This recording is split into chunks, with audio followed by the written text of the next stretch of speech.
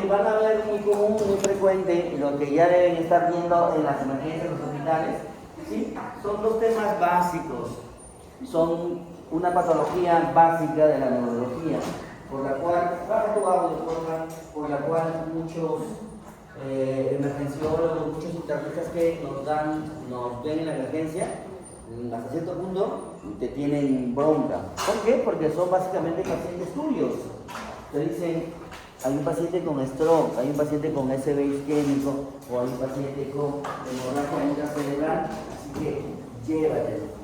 En los hospitales donde normalmente el servicio de neurología tiene hospitalización, normalmente venimos y lo llevamos. En el hospital donde me formé, prácticamente no tenías descanso, porque si tú ves, toda la emergencia está llena de stroke, o por lo menos la primera posibilidad que plantean es stroke. Paciente con trastorno de la conciencia, lo más seguro que debe ser un stroke, llama al neurólogo. Paciente con déficit motor, ya sea una monoparesia, una disparesia, una biparesia, llama al neurólogo. A veces es un Guillain-Barré, a veces no, a veces es un SB, a veces es un síndrome medular, sea lo que fuere, finalmente tienes que llamar al neurólogo. Esta es la agenda para hoy día. Dale, pasa. Y empezamos, mira, en ese cuadrito ahí tienes lo que te vengo diciendo. Básicamente, lo hiperagudo o lo agudo está el SB isquémico, en general el stroke con el SB isquémico o con la hemorragia intracerebral. Y ese es un cuadrito de más o menos cómo se ven las patologías neurológicas a lo largo del tiempo. ¿Qué tienes que recordar? Tienes que recordar solo cómo se ve al stroke en el mundo. 101 millones, 12 millones cada año, 143 millones en el momento, 90% de los strokes tienen factores de riesgo, uno de cada 4 personas va a tener stroke a lo largo de su vida. ¿Sí?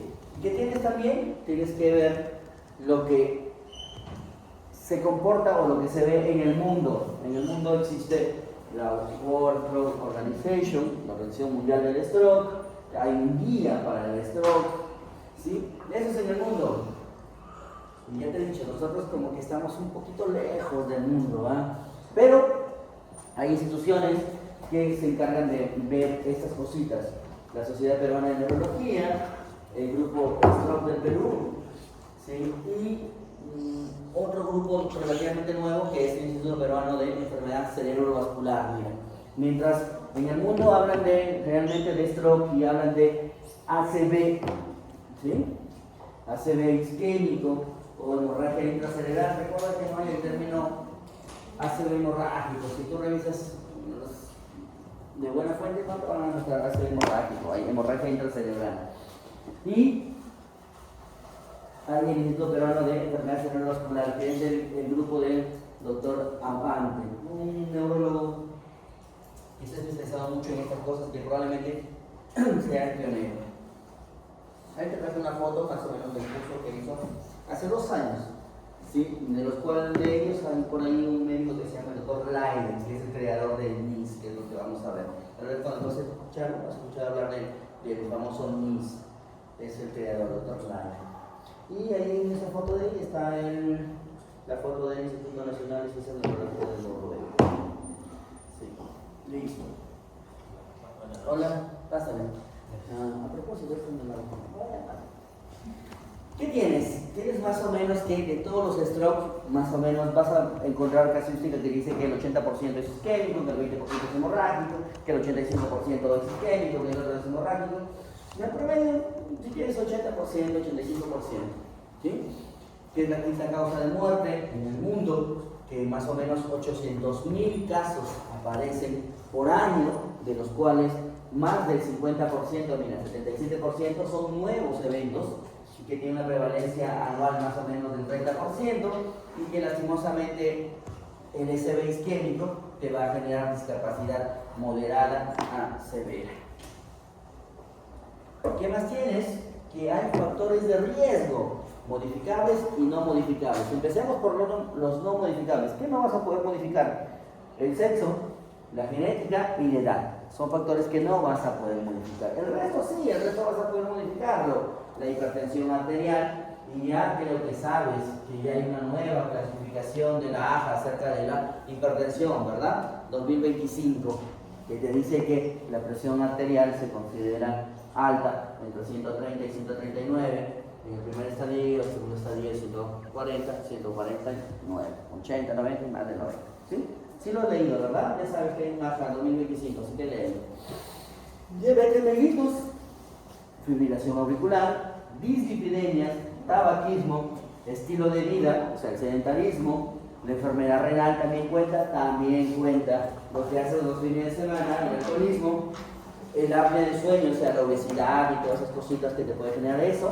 Y ahora, en boga desde hace un par de años, desde hace más o menos 10 años más o menos que vengo escuchando, la famosa dieta mediterránea, ¿sí? Que consiste en frutos secos, legumbres y todas esas cositas. Eso que te gusta, ¿sí? Eso que proponía mi maestro. Listo.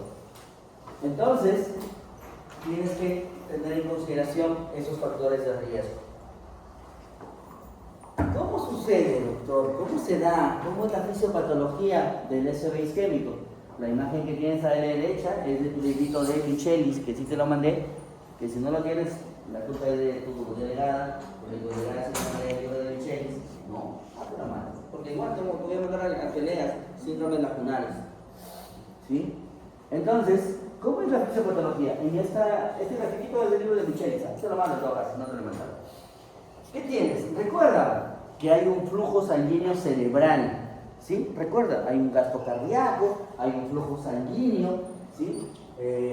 Total, pero hay un flujo sanguíneo cerebral que te dice cuánto debería ser el volumen por cada 100 gramos de masa cerebral. ¿Y cuánto es lo normal? En promedio 50, ¿sí? 45 a 50. La vez pasada en el primer grupo, un alumno dice, en promedio 50, chicos, ¿les parece? No, doctor, ahí dice 45 50. Listo, entonces no te voy a poner esa pregunta. Ya está, te estaba regalando una, pero no quieres. Y entonces, recuerda que el flujo sanguíneo cerebral más o menos va de 45 a 50. ¿Y cómo es? Recuerda que el cerebro tiene un metabolismo aeróbico, ¿sí? Y que si no le llega flujo sanguíneo cerebral, ¿qué va a comenzar a pasar? Va a comenzar a tener la famosa hipoxemia. Y desde ahí arrancamos, mira. ¿Qué tienes que ver con la hipoxemia? Es que la hipoxemia va a hacer que haya una disminución de la energía, del metabolismo. Ya sabes que el metabolismo aeróbico, el ciclo de Krebs y todas esas cositas, produce ATP. ¿Cuántos ATP te producían más o menos la respiración aeróbica? ¿Te acuerdas? Ahora la casa en institución. Creo que 36 en promedio, por ahí más o menos. ¿Sí? ¿Y qué va a pasar? Va a caer el ATP. Y si cae el ATP, va a haber un aumento de ¿qué? Va a haber un aumento del potasio extracelular. Y si hay un aumento del potasio extracelular, se va a producir una despolarización neuronal. Atento ahí, porque es curioso. Sí, es las cosas que yo me preguntaba. Y esta misma fisiopatología, esta misma imagen, la vas a ver la ves en un Parkinson y la vas a ver también en Alzheimer. ¿Qué es eso? Es que el cerebrito se está muriendo, poquito a poquito se está muriendo, pero aún así se está excitando, se está viendo una despolarización neuronal. ¿Y qué va a pasar con la despolarización neuronal? Es que cuando hay despolarización aumentan los neurotransmisores excitatorios, ¿sí? Llámese aspartato, llámese glutamato. Además, que va a haber apertura de canales de calcio voltaje dependientes. Recuerda, ¿para qué? Para que se siga liberando, ¿sí?, los neurotransmisores excitatorios. Entonces, ¿qué hace el glutamato y el aspartato que aumentan a nivel extracelular? Simple. ¿Qué hace? Aumentan, ¿sí?, la sal intracelular, el cloruro de sodio. ¿Y tú sabes qué pasa cuando tienes mucha sal? ¿Qué hace la sal? ¿Cuál es su trabajo? El cloruro de sodio. Jala agua. Y si jala agua, ¿qué va a hacer? Va a hacer que la neurona se vuelva rechonchita, toda gordita. ¿Sí? ¿Cómo se llama eso? Edema cerebral. ¿Y qué pasa si sigue ensanchándose esa neurona? ¿Sí? Se sigue. Como mi pancita, en algún momento va a explotar. Y eso se llama lisis celular. ¿Sí? Sigamos. ¿Qué va a pasar con los receptores del glutamato? ¿Les recuerdan de esos receptores del glutamato? Que ya me imagino que recuerdas que hay tres: glutamato, aspartato y carinato. Dos son megabotrópicos y otros iónicos, no sé cómo lo llaman. Ya eso es fisiología como para que recuerdes. ¿Qué va a pasar? Va a pasar que esta activación del receptor de NMDA junto con la apertura de canales de voltaje dependientes van a aumentar el calcio intracelular. Ya sabes, eso es despolarización. Entonces va a activar las proteasas y angioclasas y todos esos ese metabolismo. ¿Cuál es el resultado finalmente? El resultado va a ser la activación de radicales libres, OH negativos. ¿Te acuerdas que hacían los OH negativos? ¿Eran buenos o eran malos? Eran malos en la célula. Finalmente van a terminar produciendo lisis celular, destrucción celular. Curioso, porque arriba se está muriendo, pero a la vez se liberan, ¿sí?, neurotransmisores excitatorios. Sí, así funciona. Ahora, ¿qué pasa si aquí en esta habitación solo entramos 100 personas y entran 103? Vamos a estar apiñaditos. Si estás apiñaditos, producto del edema celular, ¿qué va a pasar? Va a haber una disminución del flujo sanguíneo colateral, que a la vez va a producir isquemia. Recuerda, esa palabra que se llama isquemia significa infarto, significa muerte neuronal.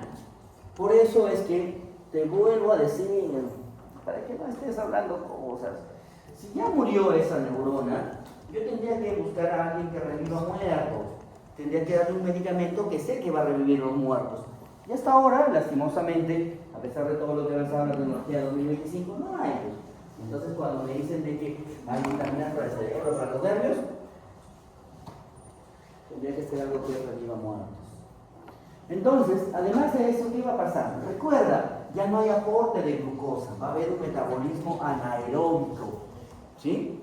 ¿Quién va a aumentar esto? La hipoxemia. Y es por eso que, ¿qué pasaba cuando aparecía el metabolismo anaeróbico?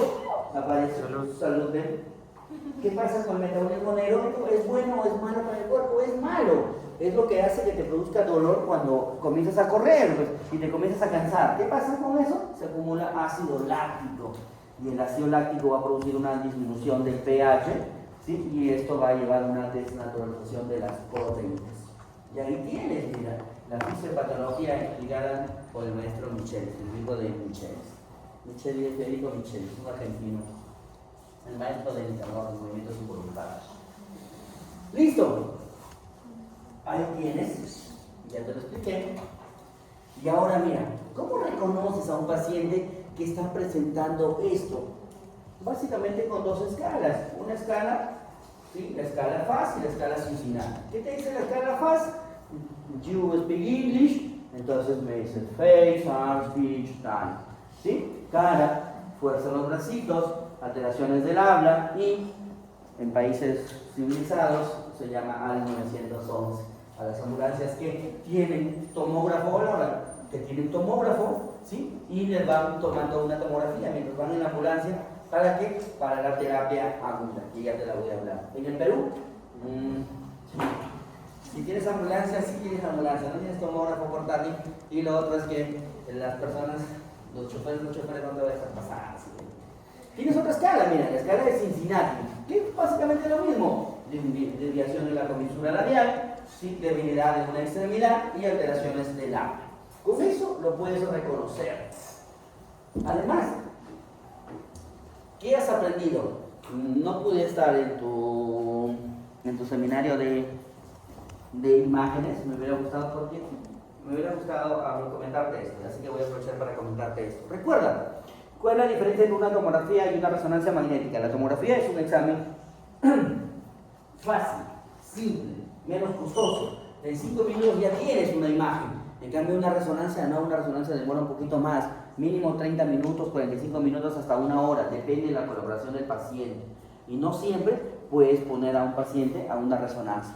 Hay gente que entra despierto y se asusta, le da claustrofobia, se asusta, sale. En cambio, una tomografía, no, entra el paciente, ¡pap!, lo irradias y se acabó. Eso es lo malo, que lo irradias. Es más, a veces necesitas colaboración. Bueno, no va a quedar de otra que sacrificar a alguien. Aquí sacrifican al familiar, el familiar entra, lo coge en la cabecita, le toman una foto y se acabó. Es mucho más fácil. Además, la tomografía te va a servir básicamente para una cosa: en estos casos, ¿qué te interesa?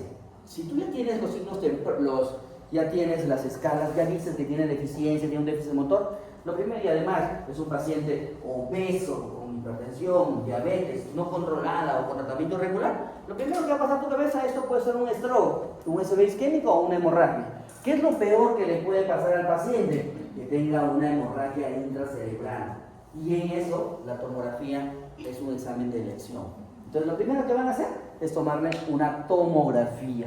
Doctor, yo tengo resonancia ventricular. No, hijo, lo primero que se toma es una tomografía, porque para eso la tomografía tiene buena sensibilidad para el sangrado, con las unidades Hanfield. Ya me imagino que te acuerdas de las unidades Hanfield. Y entonces tienes los famosos signos tempranos, y los signos tempranos son 5. ¿Sí? Tienes atenuación del núcleo lenticular, hipodensidad o poca diferenciación de la región córtico-subcortical, tienes al borramiento de la región insular y tienes a la compresión ventricular. Hasta ahí hay 4, y el quinto se llama el signo de la arteria cerebral media hiperdensa, que algunos lo llamaban el signo de la cuerda. Coincido con Carlitos Alba, que dice que no, que debe de llamarse el signo de la arteria cerebral media hiperdensa. Son signos tempranos. Y ahí está. Mira, en la primera imagen, ¿sí? Quiero que te fijes muy bien en esto. Lo que le preguntaba a los chicos. Mira, ¿ves la arteria cerebral media? ¿Sí? Se ve hiperdensa en una tomografía. Entonces aquí te tengo que preguntar, ¿qué se ve blanco? ¿Qué se ve hiperdenso en una tomografía? ¡Sangre! Doctor, pero ese es un vaso. Sí, es un vaso, es la arteria cerebral media. ¿Por qué crees que se ve? Porque se ha acumulado sangre y está obstruida, por eso se ve. Normalmente el flujo sanguíneo está circulando, está pasando y no lo logras ver, pero cuando lo ves es porque la sangre se ha estancado. Esa era mi pregunta cuando yo estoy en la residencia. ¿Por qué se ve? Simplemente llegó ellos y me dijo, bueno, porque está obstruida, pues hay algo que está obstruyendo. ¿Qué es lo que ves en tomografía? Sangre. Lo ves porque está acumulado. ¿Sí? Y ese es el signo, el famoso signo de la arteria cerebral media hiperdensa. ¿Qué tienes acá? Acá hay un borramiento del núcleo lenticular. Y si tú recuerdas tu neuroanatomía, tienes al núcleo lenticular. Arriba tienes la cabeza del núcleo caudado, ¿sí?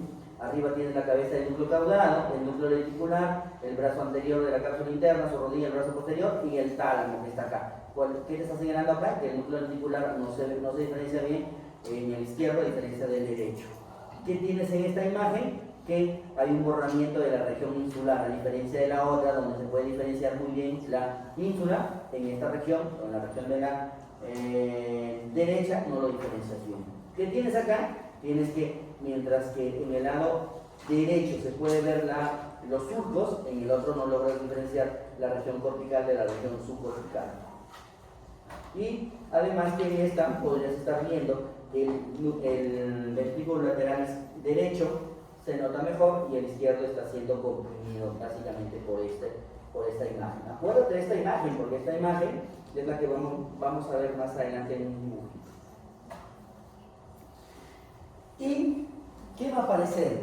Que tienes que recordar tu neuroanatomía, porque en tu neuroanatomía ya sabes que vas a tener arteria cerebral anterior, arteria cerebral media, arteria cerebral posterior, ESCA, que es la famosa arteria cerebrosa superior, y las dos divisiones de la arteria cerebelosa inferior, con su mnemotecnia AICA y la PICA, que es la arteria cerebrosa posterior y antero inferior. Y entonces, a la mano derecha tienes otra imagen, mira, acerca de los territorios vasculares. ¿En cuál quiero que te centres? Básicamente en los que están en la derecha, y de los de derecha, el que está en la parte superior. ¿Sí? Que esto sería todo el territorio de la arteria cerebral media, que es lo que ves acá en amarillo. ¿Sí? El segundo es la división superior de la arteria cerebral media, de la segunda rama de la M2, y el tercero es de la rama inferior. Y ahí vas a llegar a tener básicamente cómo se comporta, cómo se manifiesta clínicamente. ¿Sí? Recuerda, en neurología, todo es semiología. Con la semiología ya tú deberías ir sacando qué territorio vascular es el que tienes afectado. Esto es del Neurology, ¿sí? Que me lo encontré hace poco en el Telegram. ¿Y qué te dice? Recuerda, cada vez que tengas una afección de los miembros inferiores, ya sea derecho o izquierdo, ahí está la cerebral anterior. ¿Por qué? Porque la cerebral anterior irriga las 3/4 partes de la región frontal. Acá lo tienes, cerebral anterior, ¿sí? La cerebral anterior irriga las 3/4 partes, las 3/4 partes del lóbulo frontal.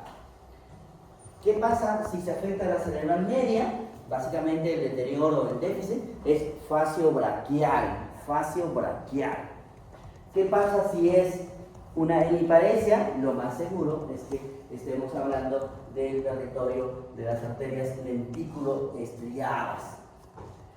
Básicamente esos tres son los que más deberías tener en cuenta, ¿sí? Déficit motor de miembro inferior, ya sea derecho o izquierdo, recuerda que es contralateral, debería ser la cerebral media contralateral.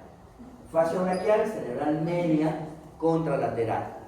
¿Y cómo diferencio todo el territorio de la posterior, ya sea la cerebral posterior o la esca o la pica o la aica? Recuerda que mayormente estas arterias están irrigando el tronco cerebral, el cerebelo y también el tálamo, ¿sí? Entonces, ¿qué vas a tener? Náuseas y vómitos, alteración de la marcha, ataxia de la marcha, ¿sí? Puedes tener compromiso incluso de pares craneales cuando es un síndrome combinado, un síndrome alterno. El resto de grafiquitos está para que los revises. Y nunca te olvides de algo que debe llamarte siempre la atención: la evaluación del lenguaje. Cuando las personas llegan con un déficit motor del cuerpo derecho, ya sea facio-braquial, o sea, una hemiparesia derecha, siempre tienes que acordarte del territorio dominante del lenguaje para descartar las famosas afasias. Si el paciente es diestro, se supone que tiene el hemisferio dominante en el izquierdo. Y ahí te presento a las afasias: la fascia motora, la fascia sensitiva, la fascia transcortical sensitiva, transcortical motora y la fascia global. Y ahí está cómo se evalúa. Recuerda, se evalúa con la fluencia del lenguaje. ¿Es fluente o no es fluente el lenguaje? Se evalúa con la repetición. ¿Está normal o alterada? Le pides que repita palabras. La nominación o la denominación, le muestras cosas para que el paciente te diga. Y finalmente, la comprensión del lenguaje. Le das órdenes, como que cierre los ojos, como que abra la boca, como que levante la manito, que es más o menos parte de la evaluación que encuentras en el NIS. Por eso te traje esa imagen, para que te vayas acordando y lo evalúes el paciente.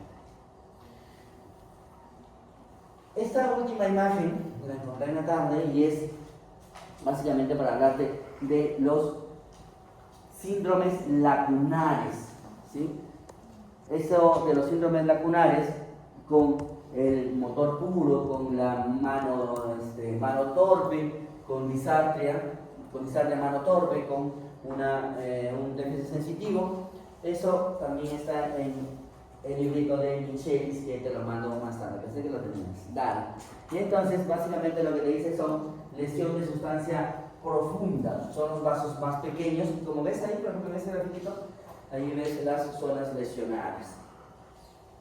Recuerda, todo es semiología en neurología. Cuando veas un paciente con un déficit motor, tienes que saber dónde podría estar ubicado. ¿Para qué? Para que cuando vayas a la neuroimagen, que puede ser una tomografía, veas y busques directamente. Y es por eso que normalmente primero tienes que evaluar al paciente y después ir a la imagen, porque si tú vas a la imagen, te confundes. Y ahí tienes una escala de cómo evalúas la severidad, ¿sí? La severidad del stroke que presenta el paciente. Para eso te sirve el NIS, para eso te sirve la escala de stroke del Instituto Nacional de Salud de los United States, Estados Unidos. ¿Sí? Uy, ahí me confundí, te puse aspect. No, pero el aspect lo vas a desarrollar en tu seminario. Cuando hables de trombólisis, ahí tienes que hablar del aspect. Y es esa imagen que está acá. Recuerda, el NIS básicamente lo que te habla es si es severo o no severo. Básicamente un NIS de 0, que no tiene síntomas, de 1 a 4, un stroke menor, de 5 a 15, un stroke moderado, y más de 16, ya es un stroke de moderado a severo. ¿Para qué te interesa eso? Es porque en uno de los puntos que hablan de trombólisis, cuando hablas en tu seminario, uno de los criterios que te piden es que si es un stroke severo, no se debería trombolizar por el riesgo que tiene el paciente. Y lo otro es la escala de Alberta-Stroke, ¿sí? La escala de Alberta en tomografías que te habla de 10 puntos. La región cortical, que son 6 puntos, y la región subcortical, que son 4 puntos. Que uno es por encima de los núcleos basales y otro es el corte es a nivel de los núcleos basales. Eso te lo voy a explicar como compañero, no quiero tirarme. ¿Qué más tienes que recordar cuando veas a un paciente con stroke? Es la etiología. Lo que nos interesa es saber cuál es el origen. Por ejemplo, si el paciente es hipertenso, es hiperlipidémico, lo más seguro es que el origen del infarto sea de causa aterotrombótica. Y entonces hay una clasificación, este grafiquito pequeño, que es la clasificación del famoso TOAS, clasificación de 1999 me parece, que te decía aterotrombótico, que se refería a cuando había lesión de vaso grande, cardioembólico para referirte que el paciente tenía algún problema cardíaco, lacunar, que se refería a vaso pequeño, de etiología determinada, de otra etiología determinada y de etiología desconocida. Pero, por lo menos para que te actualices, el JAMA en el 2021 te saca una clasificación que está acá. ¿Qué te dice? Vaso pequeño, vaso grande, cardioembólico, otras causas y critogénico, que significarían de causa no, de etiología no afiliada o no determinada. Y mira lo que dice, más o menos cómo va. Te dice que cuando tú tengas un paciente con un déficit motor, tendrías que hacerle la historia clínica, que ya sabes, algunos exámenes de rutina, pero básicamente una tomografía con una angiotomografía o una resonancia. Además de electrocardiograma y algunas pruebas cardiológicas. ¿Y para qué? Para que logres determinar cómo se va a determinar la etiología. Por ejemplo, ¿qué te dicen? Que si tienes infartos multiterritorios, o sea, más de un territorio, probablemente la etiología sea cardioembólica. Y para eso tendrías que ver cuánto tiene de estenosis una arteria, menos del 50% o más del 50%. ¿Sí? Salud. Si tienes un infarto en un solo territorio, pero en ese mismo territorio hay varios infartos, a la vez lo más seguro es que sea de etiología cardioembólica. Pero en cambio, si ves un infarto de la región profunda del cerebro, ¿sí? O sea, en lo más profundo, llámese tálamo, llámese núcleos basales en general, tendrías que medir el diámetro. Si tiene menos de 1.5, lo más seguro es que sea un infarto de vaso pequeño. Y si es un infartito más grande, de más de 1.5 centímetros, probablemente la sospecha sea cardioembólica. Y si ves que es un infarto muy cortical, básicamente probablemente sea cardioembólico. Eso lo vamos a ir viendo en el desarrollo.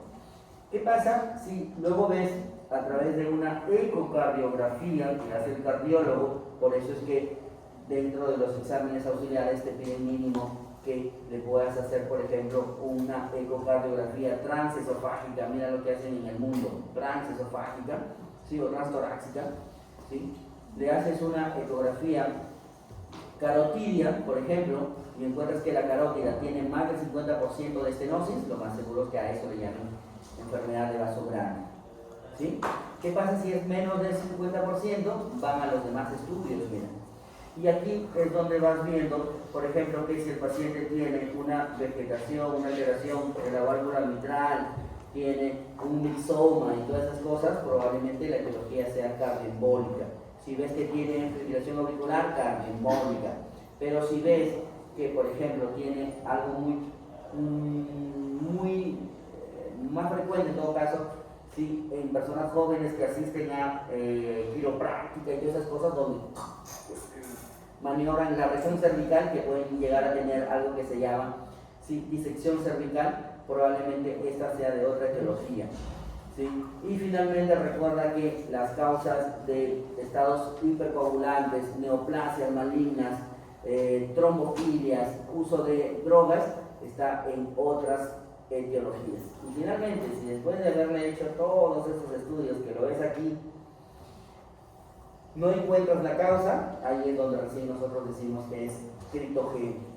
O sea que va a ser muy difícil que en el Perú alguien te diga que un paciente tiene etiología cardio critogénica, porque probablemente no lleguen a determinarle todo.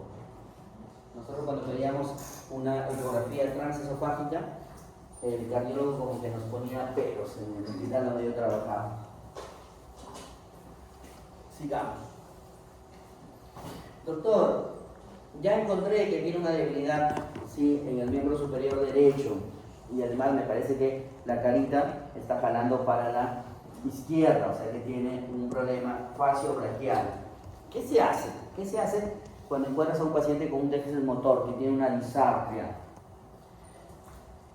Hasta antes de la creación de este medicamento, ¿sí?, no se hacía nada, y el paciente neurológico era el último en ver. Primero pasaba un asma, pasaba una diarreíta, ¿sí?, pasaba una anemia, pasaba una neumonía, y al paciente que llegaba con un déficit motor le decían: señor, espere en la esquina porque ya no hay nada que hacer por usted. Usted ya tiene un infarto cerebral, sus neuronas ya se murieron, ¿sí? Entonces no hay nada, no le vamos a hacer nada, así que por ahí espere.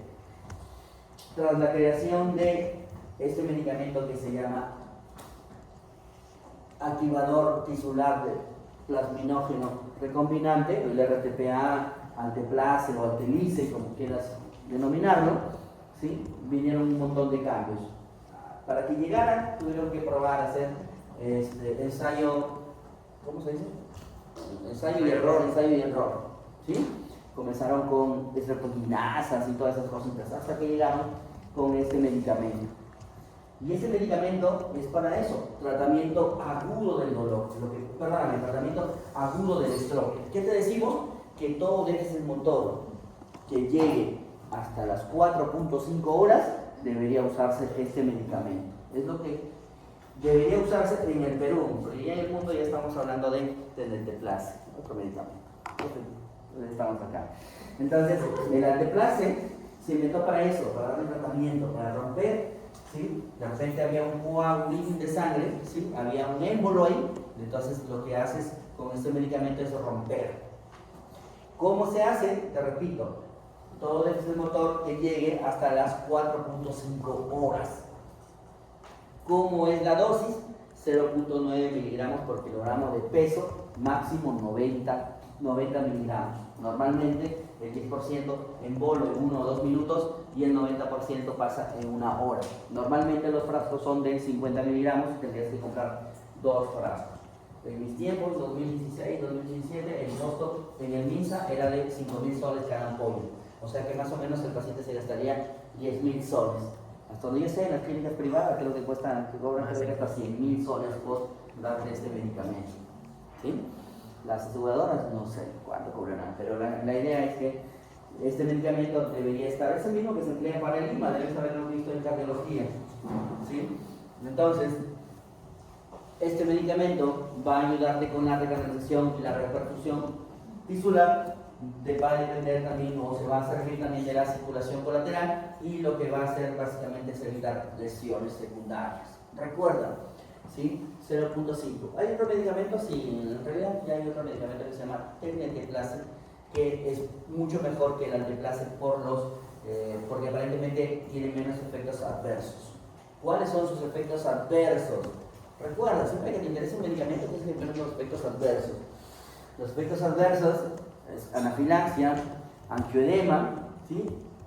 Yo, por ejemplo, en alguna oportunidad, mientras estaba haciendo trombolis a un paciente, me hizo edema de labios, se puso embón el pacientito. Normalmente cuando pasa eso, le aplicamos un clofenamina, su dexametasona, esperamos y luego volvemos a infundir. Este paciente volvió a hacer y ya no. El paciente respondió, o le colocamos la dosis que había quedado nada más, porque no se podía ponerlo más. Pero básicamente tiene efectos adversos como eso: edema, angioedema. Y el angioedema lo puede llevar a la muerte, por eso. Además, ¿cuál es la otra complicación? Básicamente sangrados. En un mundo ideal, lo que se quiere, o lo que se pretende, o lo que se busca hacer, es que la aplicación de este medicamento debería ser como cuando le pones un suero al paciente. ¿Sí? El paciente llega, ¿qué hacen? ¿Qué es lo primero que hacen? Una vía. Y con eso, porque hidratándolo, muchas veces muchas patologías mejoran, incluso la migraña, solo con hidratación mejora. Pero ¿cuál es el detalle? Es que una de las complicaciones que tiene, ¿sí? O uno de los efectos adversos también es que puede producir sangrados. Lastimosamente a mí sí me tocó ver las dos, el sangrado, el paciente fallece por sangrados. Por eso es necesario que recuerdes, ¿sí? En tu seminario cuándo sí va y cuándo no va la trombólisis. Ah, de verdad, mejor ya no. Eso va para tu seminario. Sigamos. ¿Qué tenemos en el Perú? En el Perú sí tenemos guías de trombólisis. Mira, la de la izquierda es la del Instituto Nacional de Ciencias Neurológicas y esta a la derecha es la que básicamente es una copia, porque no es más chiquito, pero es la copia del que tenemos en el hospital regional, que no está aprobado. Así que nada vamos a hacer. Autor, ¿y qué pasa si el paciente llega después de las 4.5 horas? ¿Qué se hace con el paciente? Después de las 4.5 horas se emplea aspirina. Normalmente se dice dosis carga, 325 esta, ¿sí? Y luego 100 cada 24 horas con atorvastatina de 80 miligramos y luego se puede bajar a 40 miligramos si es un paciente mayor de 60 años. En atorvastatina hay una dosis alta, dosis baja y dosis media. Normalmente lo dejamos cuando es mayor de 60 años, solo se debería dar 40, dosis medias. Ahora mira, te traje esto ¿por qué? Porque es más o menos como normalmente se debería manejar a un paciente con stroke. Primero, deberías evitar la hipotensión y la hipovolemia. Ya viste que está en hipoperfusión este paciente, ¿sí? Está en hipovolemia este paciente, por eso justamente inicia todo. Entonces lo deberías hidratar con cloruro de sodio. ¿Qué tienes que ver? Que si vas a iniciar terapia fibrinolítica se le vas a aplicar alteplase, la presión debería ser menos de 185-110 antes de que la apliques. Ese es tu rango de presión arterial. ¿Cómo le vas a bajar? Con labetalol, con nicaripino, con esos medicamentos. Nada que sucapropin igual, nada de esas cositas. ¿Sí? Y después de eso, después de las primeras 24 horas, 180, 105. ¿Qué pasa si no vas a poder hacerle? Porque llegó después de las 4.5 horas, la presión, ¿sí? La presión podrías mantenerla hasta, acá está, menos de 220, 120. Cuando, olvídate de la trombotomía, no es para ti, la trombotomía. Si no le vas a aplicar alteplase, básicamente la presión podrías mantenerla por debajo de 220, 120. Si no va ahí. Hasta ahí puede llegar la presión. Recuerda, ¿qué está pasando? El flujo sanguíneo cerebral está disminuyendo arriba en tu cerebrito. ¿Qué hace para salvarse? ¿Qué hace el organismo para salvarse? Simple, aumenta la presión. Y la presión se puede disparar hasta 220, 110. Entonces, ¿qué hace este paciente? Va a la posta, y en la posta el gran genio que está ahí, yo lo tomo suave, pero una vez un colega, un neurólogo en el hospital, hizo un comentario y le cantó su vida así al colega. Sí, es verdad. El genio dice, es la presión que se ha disparado. ¿Qué hace? Le pone su capropil y le baja la presión. No, él piensa que le está haciendo un favor y no, le está haciendo un daño. Porque el cerebrito necesita llegar a esa presión para salvarse. Si tú le bajas la presión, no hay flujo sanguíneo cerebral. Entonces ahí es donde tú instauras el infarto. Gracias, colega. Y es por eso que después el paciente llega después de media hora y ya llega con una hemiparesia. Y dice, es un infarto, vaya al hospital. Y cuando llegas al hospital, por ahí vas a escuchar pacientes que han llegado con un infarto cerebral y dicen, sí, doctor, la presión lo tenía en 180, 110 y el doctor de la costa le bajó porque dijo que estaba muy alta. No, esas cositas no se hacen. Para eso es la fisiopatología, lo que te estoy explicando. Y recuerda, hay otras cositas más. Sí, que finalmente la presión se tendría que bajar encima menos de 140-90 después de las primeras 24 horas. O lo que dice acá, una vez que el paciente está neurológicamente estable. Recuerda, ahí tiene que ser menos de 140-90. Lo otro, ¿qué es? Recuerda, no debería tener fiebre, porque la fiebre va a consumir glucosa y ya sabes que el paciente no está en un metabolismo aeróbico, está en anaerobiosis. Entonces la idea es que no debe tener fiebre y la temperatura no debe ir por encima de 38 grados. ¿Qué otra cosa más? Está hipoglicémico, por tanto la glucosa debería mantenerse entre 140 y 180. ¿Qué más? Que a diferencia de lo que la saturación de oxígeno en otras patologías cardíacas, neurológicas, donde piden que la saturación sea mayor de 92, no, acá siempre te vamos a pedir que debería ser más de 94%, mayor o igual a 94%. Ahí está mal. Finalmente, Tener cuidado con el riesgo de aspiración para que no se complique con una neumonía, y ahí tienes cama a 15 grados o a 30 grados y movilización cada 2 horas. Listo, doctor, el paciente no llegó a las 4.5 horas, llegó a las 6 horas, llegó hasta las 24 horas, le di dosis carga, que es 325 de aspirina. Hay algo más. Me estaba olvidando, por ahí lo leí. Doctor, por ahí dice clopidogrel, y he visto que en algunos casos dan clopidogrel en lugar de aspirina. Recuerda, dosis carga es 325 de aspirina o 300 de clopidogrel. Algunos le dan la misma dosis a los dos, 325. ¿Sí? ¿Cuándo le doy aspirina? ¿Cuándo le doy clopidogrel? Normalmente en el Perú se da aspirina porque la aspirina es más económica, perdóname, ni aspirina, ácido salicílico, porque es más económica, es más barata la presentación de 100. La dosis normal va desde 75 hasta 325. Tú le podrías dar 75, 81, lo que tú quieras. Damos normalmente 100 porque es más barata, es más económica, por eso el MINSA de Salud lo da en 100. ¿Cuándo das clopidogrel? Cuando has demostrado que la aspirina ha fallado.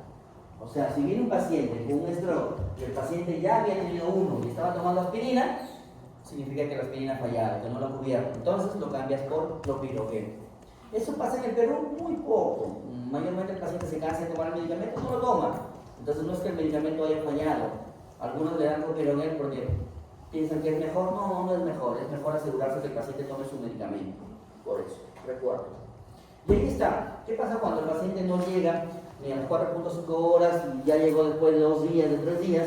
Básicamente lo que tenemos que hacer es prevención secundaria. Recuerda, el único tratamiento agudo es la trombólisis. Después de eso ya no hay. No hay por qué correr para darle su aspirina y su atorvastatina. No, es prevención secundaria. ¿Qué significa prevención secundaria? Evitar que le vuelva a dar otro infarto cerebral, si ya le dio uno. Y normalmente te decía, la terapia antihipertensiva, controlar la presión. Menos de 130, 80 en personas menores de 60 años y menos de 140, 90 en personas mayores de 60 años. ¿Por qué? Porque se supone que las personas mayores de 60 años tienen las arterias carótidas ateroscleróticas y necesitas un cachito más de presión arterial. La terapia antiplaquetaria, que normalmente se hace con aspirina o con clopidogrel, si ya lo quieres, de 65 hasta 325. ¿Cuándo das el tratamiento dual de antiplaquetarios, aspirina más clopidogrel? Básicamente un SB menor, menos de 5 en la escala de MIS, o un TIA con una escala de ABCD2 mayor de 4. Ya te lo voy a mostrar. Terapia anticoagulante. Si el paciente has descubierto que el paciente tiene un problema cardíaco, una arritmia cardíaca que se llama fibrilación auricular, ¿cuál es el mejor tratamiento? Ya te lo dijeron en cardiología. ¿Sí? ¿Qué le tienes que dar? Un anticoagulante, ya sea warfarina o un DOAC. ¿Cuál es la terapia para el colesterol? Las estatinas, atorvastatina. ¿Sí? 80 para personas menores de 60 años y atorvastatina 40 para mayores de 60 años. Y finalmente el control de la glucosa. Y este es un approach para decirte que si el paciente tiene un déficit motor, ya sea alteraciones del labio, alteraciones o pérdida visual, negligencias, ataxias, incoordinación, y está dentro de las 0 a 24 horas, ¿qué se hace? Normalmente, en un mundo ideal, lo que se pide es una tomografía más una angiotomografía. Todas las guías te van a decir tomografía más angiotomografía. En el Perú, lastimosamente, por falta de recursos, no pedimos angiotomografía, solo pedimos tomografía. Y ahí está, de 0 a 4.5 horas al deplace, ¿sí? Salvo que el deplace va a funcionar para vasos pequeños, no tan largos. Cuando son personas que tienen oclusión de vasos grandes como oclusión de la arteria carótida, normalmente van a ir a terapia endovascular. Ya no quiero meterme ahí más cosas. Acá tienes al TIA con la escala del ABC2 que te lo traje acá.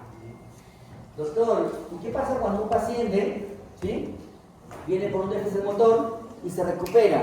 A mí me dijeron que eso se llamaba TIA, que el TIA se podía recuperar en 24 horas. Bueno, si me preguntas, el TIA está definido como el déficit motor reversible, pero que revierte completamente o vuelve el paciente a su estado normal, a su estado pre-accidente, dentro de la primera hora.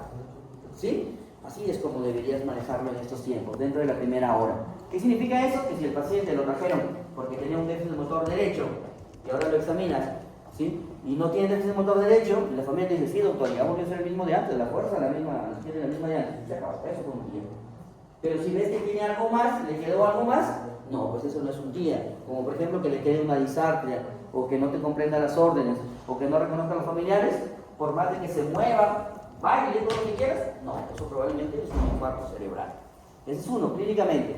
Segundo, le tomas una tomografía, no encuentras nada, dices, ah, ya es un TIA porque no encuentro la hipodensidad. No, recuerda que en las primeras horas el infarto no se puede mostrar. ¿Qué se hace? Se controla. 24 48 horas le puedes pedir una nueva tomografía de control y ahí probablemente ya encuentres. ¿Sí? Y el TIA se evalúa con esa escala, con la escala del APC-2. ¿Qué es la edad, la presión arterial, la clínica, cuánto dura y diabetes mellitus? Y esta, ¿te acuerdas que te mostré esa imagen y te quería hacer énfasis en la primera? Recuerda, cada vez que tú veas una imagen como las tres primeras, perdón, esta o esta, ¿sí? Vayamos primero con estas dos primeras, esta de acá y esta de acá.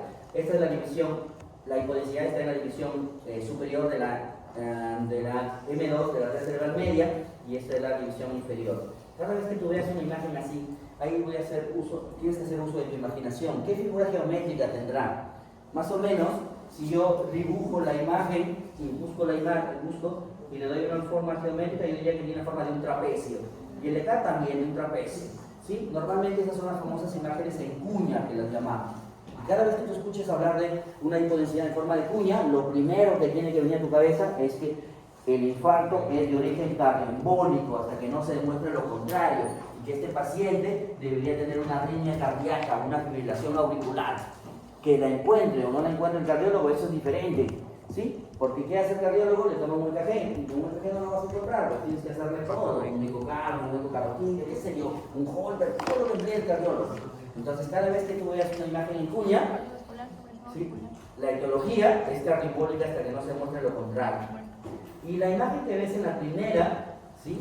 Básicamente es todo el territorio de la cerebral media, no sé si te has dado cuenta, pero es todo el territorio de la cerebral media. Hay un término que se llama infarto cerebral extenso. ¿Sí? Extenso es cuando pasa, o cuando el infarto es más de 2/3 del territorio irrigado por la arteria cerebral media. En ese caso es todo el 3/3. ¿Sí? ¿Cuál es el detalle? Que eso normalmente es una imagen en un paciente con fibrilación auricular o una arritmia cardíaca. ¿Cuál es el otro nombre? Infarto cerebral extenso o maligno. ¿Por qué maligno? Porque prácticamente del 100% prácticamente todos se van a morir. ¿Y por qué se mueren, doctor? Por lo que está abajo. ¿Sí? Se mueren por un montón de complicaciones, pero la que más aumenta la morbilidad es esta, la famosa transformación hemorrágica. Doctor, ¿cómo es eso? Simple, recuerda, mira, el cerebrito se quiere salvar. ¿Sí? ¿Qué hace para salvarse? Simple, aumenta la presión, se vasoconstriñe. ¿Qué va a pasar si aplasta el vaso a demasiada presión? Se va a reventar. Y esa es la famosa transformación hemorrágica, que normalmente se divide en dos: infarto hemorrágico y hematoma hemorrágico, para que lo veas ahí. Eso es lo que quería comentar. Listo, además, ya sabes, si es cardioembólico, ya aprendiste de cardiología, que el mejor tratamiento no va a ser aspirina. ¿Sí? En lugar de aspirina, ¿qué le vas a dar? Un anticoagulante, ya sea warfarina o sea DOAC. ¿Por qué? Por eso es importante que llegues a determinarlo, porque la aspirina no le va a ayudar mucho, le va a ayudar más un anticoagulante. Y ahí tienes, recuerda la pregunta capciosa, ¿sí? Recuerda la pregunta capciosa de julio de 2019 en el Twitter. ¿Cuál de los siguientes anticoagulantes orales no guarda relación o no actúa a nivel del factor 10 activado? ¿Cuál es? ¿Ah? Warfarina, muy bien. Pero de los 4 nada más, de los 2. Rivaroxaban, excelente. Delegada, para no perder la costumbre, habla, mija. ¿Cuál de los 4? Esa es una pregunta capciosa, por si acaso, ¿ah? Dabigatran, hijo. ¿Por qué? Es una pregunta capciosa. Porque en su nombre no está la X, que es el 10. Ahí está, mira. Ya está, pregunta capciosa, Twitter 2019. Mientras encontraba chamba en Moyobamba. ¿Sí? ¿Con quién tiene que ver la Dabigatran? Con el factor 2 activado. Recuerda, la warfarina por su parte tiene que ver con los factores 2, 7, 9 y 10. ¿Sí? Listo. Eso también lo vamos a ver en hemorragia intracerebral. Así que hay que avanzar. Listo.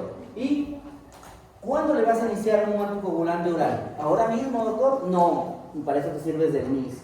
Ahí el NIS te dice, dependiendo cuándo salga, te va a decir al primer día, al tercer día, al sexto día, después del tercer día, después del sexto día, después del 12º día. Normalmente esta es la escala que normalmente yo uso. Hay otra escala, sí, que se parece mucho, pero de un tiempo a esta parte, me parece que ya en el 2023, 2024, apareció la nueva escala, la escala Samurai, que te dice 1, 2, 3, 4, 10. Casi lo mismo de esto, pero más rápido. Recuerda, te hablé de algo que se llama prevención secundaria. Tú te preguntas, doctor, ¿y la prevención primaria? Ahí está. Guía 2024 te dice que hay 8 estilos de vida esenciales que van a evitar que una persona tenga un infarto cerebral. Empezamos. La dieta mediterránea. ¿Sí? Nada de comida chatarra, hamburguesa, pizza, nada de esas cosas. Dieta mediterránea, básicamente. Ejercicios, control de glucosa, control de peso, lípidos, control de la presión arterial, no fumar y apnea de sueño. La obesidad que puede generar apnea de sueño. Tienes que dormir. Listo. Primera. Sigamos.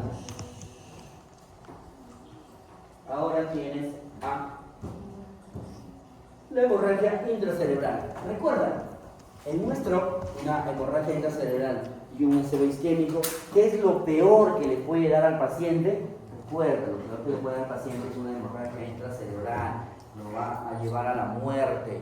¿Sí? Pues si no lo lleva a la muerte, lo deja más secuelado. El SB isquémico lo deja menos secuelado, la hemorragia intracerebral lastimosamente le va a dejar más secuelas.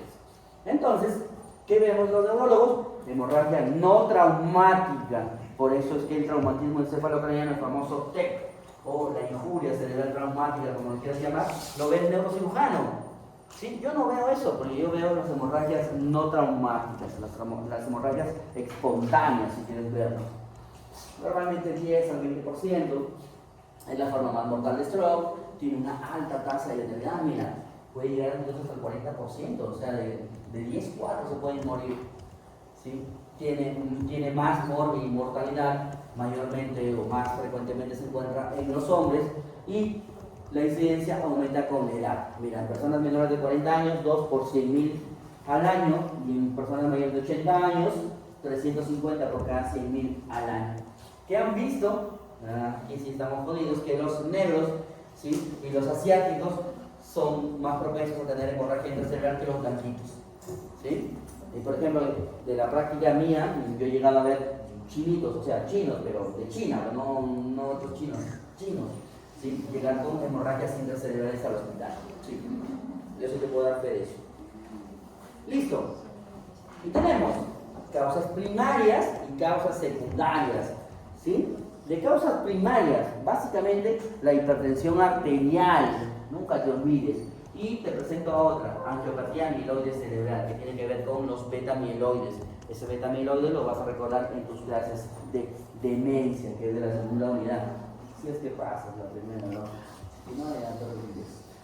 Causas secundarias, mira, lo que te hablé, la conversión del stroke isquémico, o sea, en un infarto extenso. Drogas, malformaciones vasculares, y ahí tienes aneurismas, malformaciones arteriovenosas, angiomas, fístulas arteriodurales, coagulopatías, ya sea hereditarias, adquiridas o iatrogénicas, por el consumo de DOA, de anticoagulantes orales directos, que es lo que ahora dicen que hay muchos casos justamente por esto.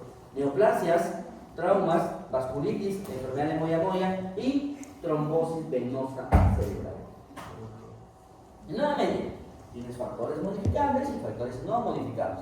Factores modificables: la hipertensión, las coagulopatías por medicación, el tabaquismo, lo que tú haces los fines de semana, el alcoholismo, la diabetes mellitus y el uso de simpático mimético. ¿Cuáles son los no modificables? El hecho de que haya tenido una hemorragia intracerebral anterior, el hecho de que sea una persona anciana, ya viste que con la edad aumenta estas cositas. Nuevamente, los hombres, el hecho de ser negro o asiático, el tener angiopatía amiloide cerebral, la enfermedad renal, la coagulopatía, los tumores y las lesiones vasculares como malformaciones y todas esas cositas que ya puede tener el paciente. Mira, doctor, ¿y por qué la presión? ¿Qué hace la presión?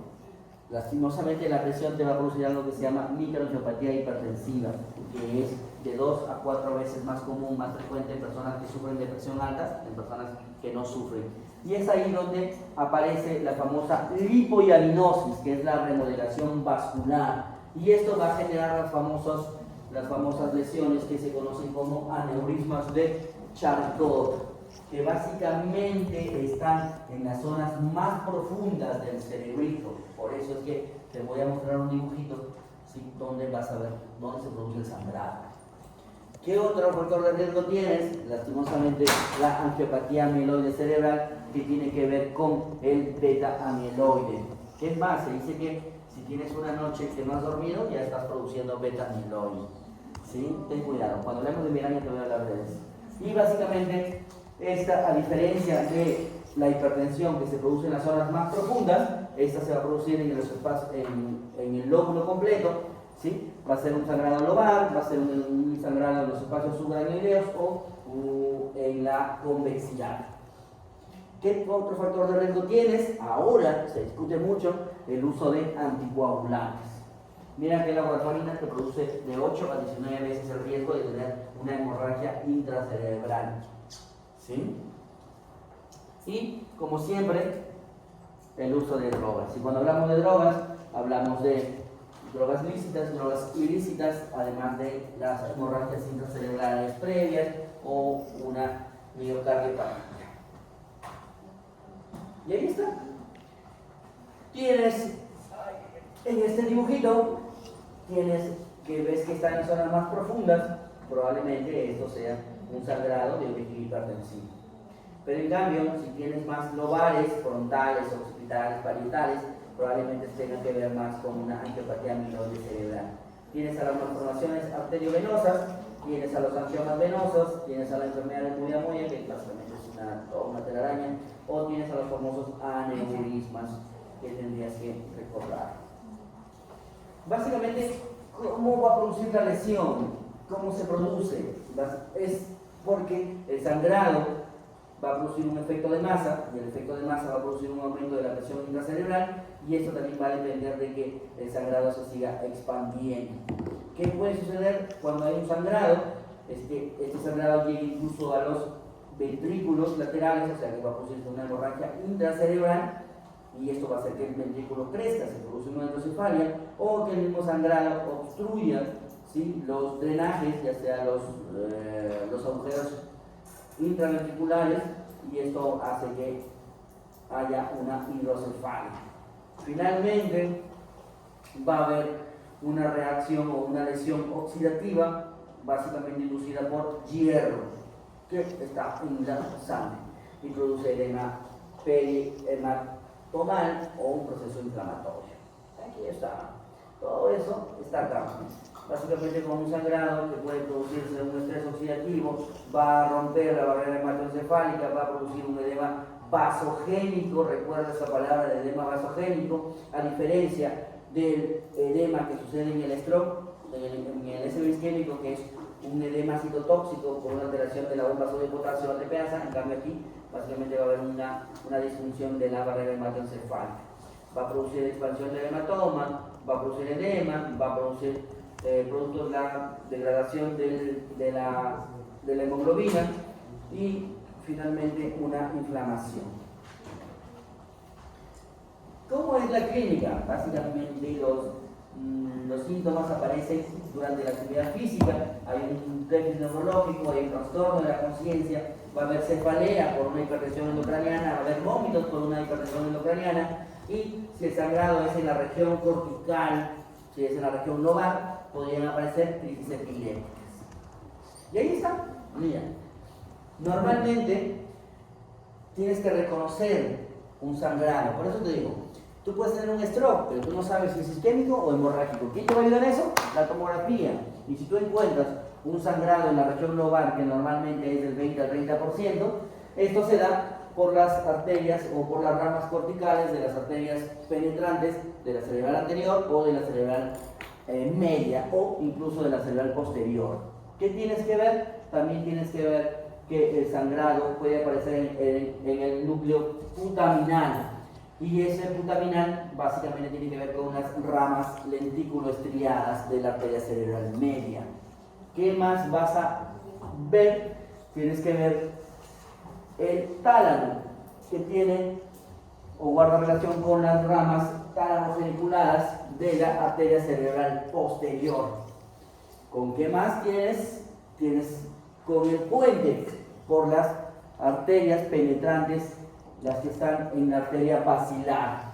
Y finalmente el cerebelo, que tiene que ver con las arterias cerebelosas, ya sea de la misma esca, o sea, de la arteria cerebelosa superior, o de la pica, o de la aica, de la arteria cerebelosa posterior inferior o de la anteroinferior. Entonces, cada vez que encuentres un sangrado, una hiperdensidad en la región profunda del cerebro, en el tronco cerebral, en el cerebelo, o sea, un sangrado en la región lobar, lo más seguro es que ese sangrado sea de causa primaria, hipertensiva. No te olvides. ¿Qué exámenes vamos a pedir? Una tomografía del encéfalo sin contraste, podemos pedir una angiotomografía, una angioresonancia o una angiografía por sustracción digital, que tú la conoces como panangiografía. Hay un score que se llama el score ICH, que es un score que te habla acerca de esto, de lo más importante, del índice, del porcentaje de mortalidad. Tiene 5 puntos. Aquí vamos a emplear la escala de Glasgow, el volumen del sangrado, si es un sangrado intraventricular, si es un sangrado en la región infratentorial y finalmente la edad del paciente. Con esto vamos a hacer un puntaje. ¿Qué te dice? Que si tienes un puntaje de 1 en el score ICH, tiene un 13% de mortalidad en los primeros 30 días, o sea que de 100, 13 se van a morir.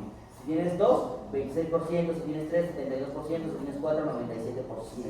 Dentro de los primeros 30 días, o sea que si tú ves a un paciente con una hemorragia cerebral que sale de alta 5 días después, 10 días después, no te confíes, probablemente ese paciente puede fallecer hasta antes de los 30 días. Te digo porque el mío falleció a los 29 días, el día que le estaba dando de alta falleció, me dio bronca porque encima me quisieron sacar la mugre y me caí. Así que tienes que tener cuidado. Mira, por ejemplo, estas imágenes que te traigo. La imagen de la izquierda es un sangrado en la región profunda. Eso probablemente sea una hemorragia intracerebral de causa primaria, o sea que tenga que ver con una hipertensión arterial. Pero mira acá, tienes a un SB isquémico extenso o maligno, porque está tomando toda la cerebral media. ¿Y qué estás viendo? Hemorragias intracerebrales. ¿Esto será de causa primaria? No, esto es una transformación hemorrágica. ¿Sí? ¿Qué tienes que hacer cuando te enfrentas a un sangrado? Estabilizar primero estabilizar el sangradito, pues si lo puedes evacuar, muy bien, proteger al paciente, rehabilitación y evitar que se vuelva a presentar. Doctor, y si nosotros vemos la hemorragia intracerebral de causa hipertensiva, ¿cómo es el tratamiento? Ya no me voy a preguntar eso, hijo, porque si me preguntas cuál es el tratamiento, si es de causa hipertensiva, el control de la presión arterial. Y el control de la presión arterial lo tienes que hacer con medicamentos como la labetalol o nicardipino. Normalmente se hace con eso. ¿Y qué te dicen los estudios? Básicamente, el tercer punto, que la presión arterial, acá, bueno, se debe controlar tempranamente. El objetivo de la presión arterial sistólica tiene que ser menos de 140. Para la AJA, la presión arterial sistólica debería estar entre 130 y 150 dentro de las 2 primeras horas de inicio. Hay que evitar fluctuaciones de la presión arterial sistólica y grandes caídas rápidas. Y aquí está.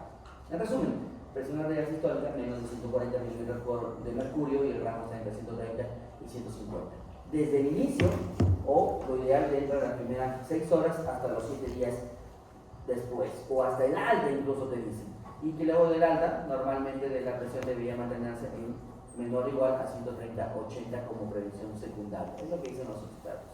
Pero acá está el estudio, a ti te van a preguntar básicamente por esto, por el estudio Interact 2013, que te dice que la presión arterial sistólica debería ser menos de 140 milímetros de mercurio Y acá te dice que la reducción ha demostrado, dice, la reducción intensiva de la presión arterial no reduce la muerte o la hipertrofia grave, pero sí se asocia a mejores resultados funcionales. Lo que queremos es que el paciente sea funcional. Te decía, mucho del tratamiento consiste en antihipertensivos, pero no el captopril, no nada de esas cositas. Ni carnitina, ni dosis o la betalol. Y lo otro es, recuerda que muchos sangrados ahora se están presentando, ¿sí?, de causa secundaria al uso de DOAC. Y tendrías que recordar los reversores de los DOAC, de la warfarina, ya sabes, y de los DOAC, aquí también está.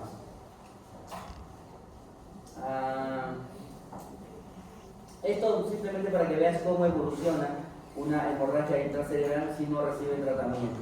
Empieza con un sangrado pequeño, mira acá en la región talámica, y mira cómo finalmente termina a las 12 horas y a las 24 horas, cómo aumenta todo. Y lógico, eso lo lleva a la muerte. ¿Cuáles son las complicaciones? Las crisis epilépticas o las convulsiones, la fiebre, la hiperglicemia, ¿sí? ¿Qué tienes que hacer? Recuerda, manejar las crisis epilépticas, manejar la presión intracerebral, otras complicaciones que pueden dar el paciente, y en el caso de algunos seleccionados, algunos pacientes seleccionados, el tratamiento puede ser quirúrgico. ¿Cuándo va a ser quirúrgico? Cuando tú tengas una hemorragia cerebral de más de 3 centímetros de diámetro o mayor de 15 milímetros de mercurio, mayor de 15 milímetros. ¿Cómo haces eso, doctor? ¿Y cómo se saca el volumen? El volumen lo hacen en la máquina, la computadora del tomógrafo saca el volumen. Y si no, en mis tiempos lo hacíamos así, de manera artesanal. A por B por C dividido entre 2. No, ahora no. Ahora las máquinas, los tomógrafos ya te sacan el volumen del sangrado. También si hay un deterioro cognitivo, un deterioro neurológico o estás viendo que hay compresión del tronco cerebral. ¿Sí? Recuerda, si hay un sangrado en el cerebelo, ¿qué está lo próximo al cerebelo? El tronco cerebral. ¿Dónde está el centro cardiorrespiratorio? En el tronco cerebral, bulbo. Entonces, por eso es que algunos determinan que cuando hay una hemorragia intracerebral debería ir al tratamiento quirúrgico. Eso va a depender también del neurocirujano. Doctor, ¿se puede operar el lado dominante? Normalmente el sangrado, el tratamiento quirúrgico normalmente se hace en un hemisferio no dominante. Aunque yo he tenido la oportunidad de ver a un paciente con cirugía en el hemisferio dominante, totalmente secuelado, afásico total. ¿Sí? Y aquí está, mira, un pequeño approach para que tú sepas más o menos cómo se maneja en el mundo. ¿Qué tienes? Tienes un stroke agudo. ¿Qué le haces? Te decía yo, una tomografía cerebral sin contraste más una angiotomografía. Y ahí está, se acabó. Determinas que hay una hemorragia intracerebral porque hay un signo que se llama spot sign, o determinas de repente que es una anomalía vascular. ¿Qué pasa con la tomografía? La tomografía te va a decir eso. De repente que no, que es una hemorragia subaracnoidea, que es una hemorragia típica, que tiene una localización atípica, como si fuera una angiopatía amiloide cerebral. Entonces, cuando no estás seguro de la tomografía más la angiotomografía que se hace, vas al otro examen que se llama resonancia magnética. De repente la resonancia ya te hace el diagnóstico, o de repente encuentra que el sangrado es de regiones profundas, y entonces está diciendo de que eso es de causa hipertensiva. No, de repente es más global, que dice que es angiopatía amiloide, o la resonancia que puede identificar anomalías vasculares. ¿Qué pasa si la resonancia es negativa? No logras determinar. Ahí es donde vas a angiografía por sustracción digital o angiograma por cateterismo o lo que tú conoces como panangiografía. Y ya sabes que la panangiografía, o cuando lo aprendas la cirugía, te vas a dar cuenta que en la panangiografía haces el diagnóstico, aneurisma cerebral, pero también haces el diagnóstico y también haces el tratamiento. Lo clipan ahí mismo, en un solo procedimiento. ¿Y qué pasa si los exámenes salen negativos? No encuentras la causa del sangrado. Lo que te dicen es que deberías volver a repetir la angiografía 2 semanas después. ¿Por qué? Porque en algunos casos hay aneurismas que no se han podido ver porque se ha generado el vasoespasmo cerebral, una de las complicaciones del aneurisma. ¿Qué pasa si todo es negativo? 1 o 4 meses después podrías pedir una resonancia magnética para descartar un cavernoma. ¿Qué pasa si eso es negativo? Nuevamente una panangiografía para descartar que tengas una fístula dural arteriovenosa. ¿Y qué pasa si eso es negativo? Básicamente lo sigues en el tiempo. Doctor, ¿y por qué tanta? Porque aunque no lo creas, a veces en la primera no lo puedes ver, en la segunda tampoco. Yo tuve la oportunidad de ver un chiquitín que a la quinta panangiografía le determinaron que sí que tenía una malformación, para que vean que es así. Suerte tenemos los peruanos de que ya es un sangrado y que ya no ves salud, pero hay personas que no corren esa misma suerte, por eso es que estas cositas se hacen en el momento. Y solo para terminar, acerca de las hemorragias cerebrales, te tendría que hablar de la hemorragia subaracnoidea. Recuerda, hemorragia subaracnoidea que te produce una cefalea con bandera roja, una cefalea thunderclap, una cefalea en rayo, cefalea, inicio progresivo de minutos a hora. Perdóname. La peor cefalea de su vida es la donde los pacientes que sobreviven dicen que en menos de un minuto el dolor de cabeza empezó con 1 y en menos de un minuto llegó a 10. Horrible, horripilante. ¿Sí? Esa es la famosa cefalea en trueno. Cefalea, la peor de su vida, inicio progresivo de minutos a horas. ¿Qué hay? Hay un sangrado. ¿Sí?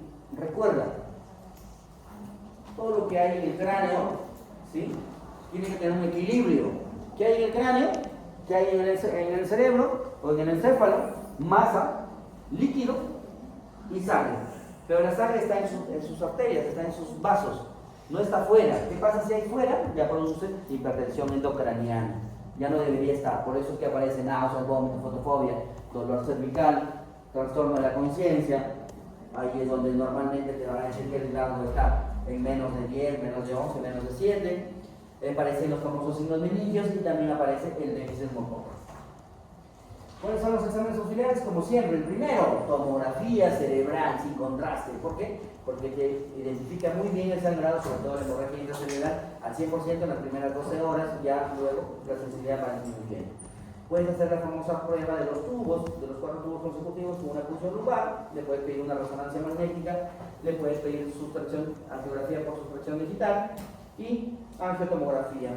Y un punto aparte es la famosa hemorragia subaracnoidea perimesencefálica, que es una hemorragia de tipo venosa. ¿Cuáles son las causas? Mayormente el aneurisma cerebral roto.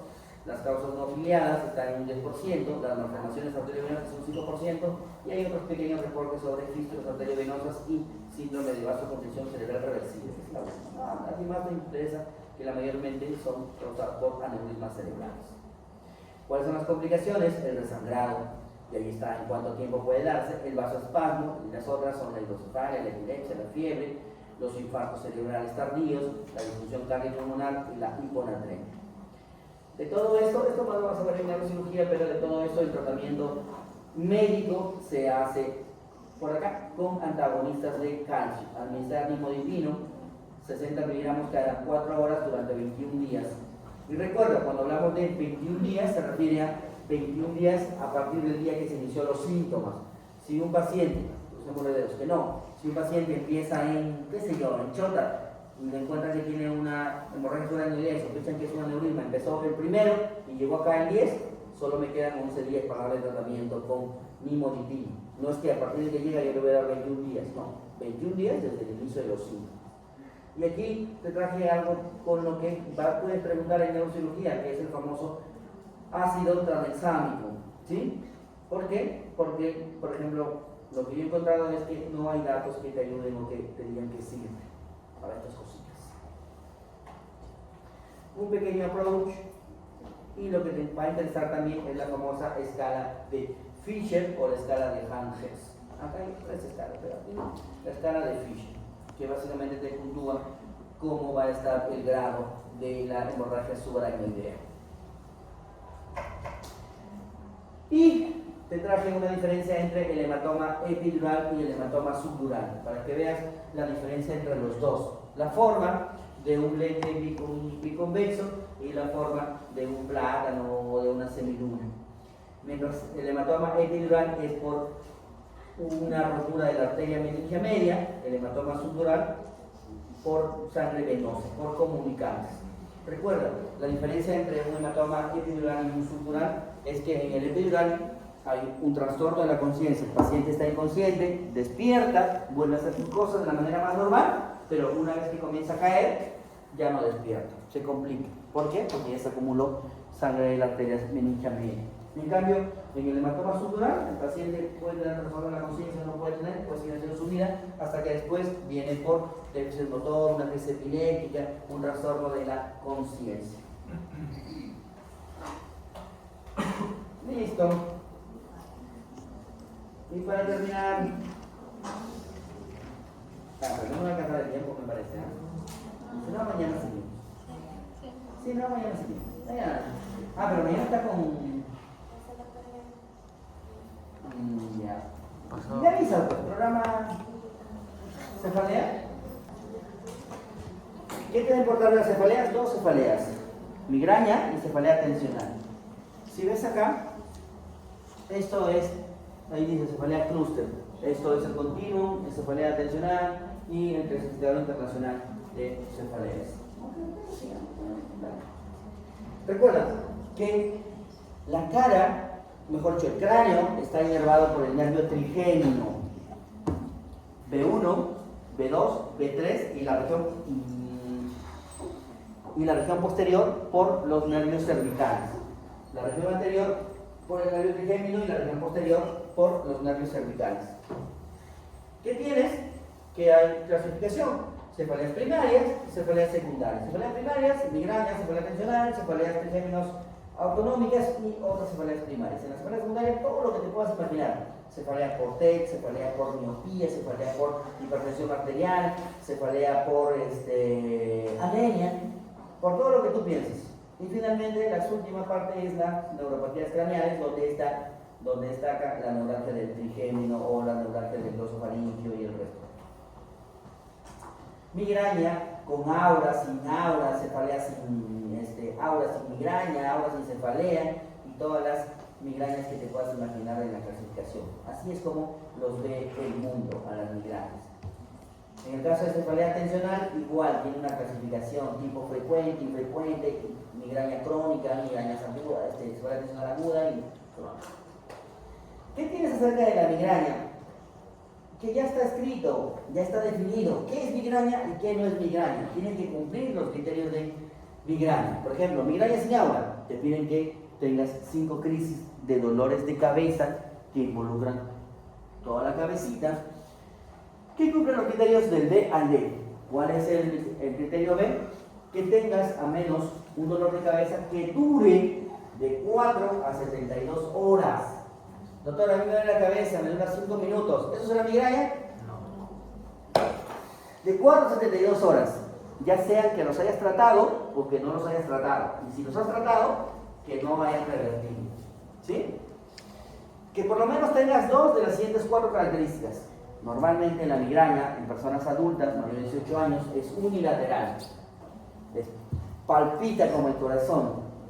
Tiene intensidad moderada a grave o moderada a severa y empeora o le impide llevar sus actividades de la manera más normal. Por ejemplo, subir escaleras.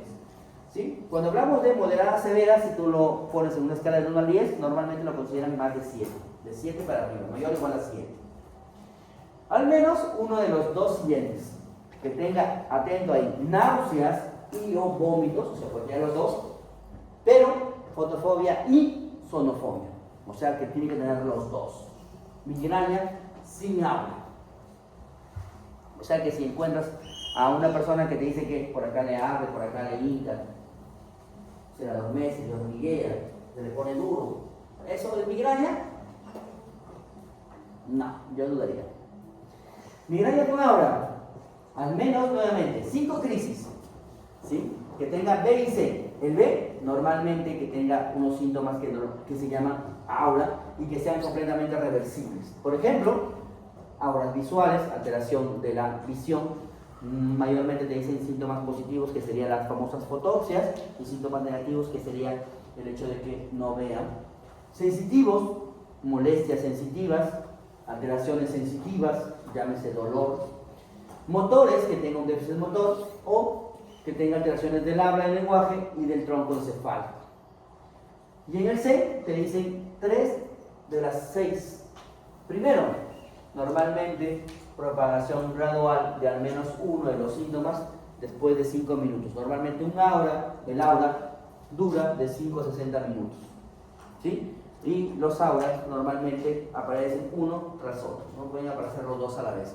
Se termina un aura, ¿sí? Se suceden 2 o más síntomas del aura. Aparece uno, luego aparece otro.